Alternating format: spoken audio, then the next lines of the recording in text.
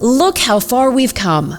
The City of Greenville and its contractors have made tremendous progress at Unity Park since December of 2019.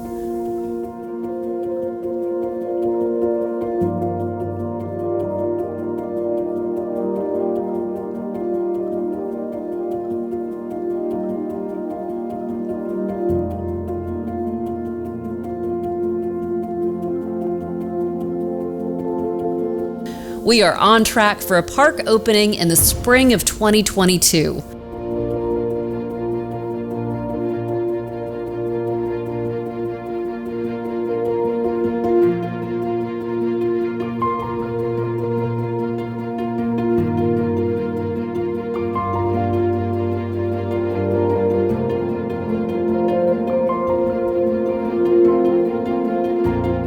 Right now, contractors are focusing their restoration efforts on the north side of the river.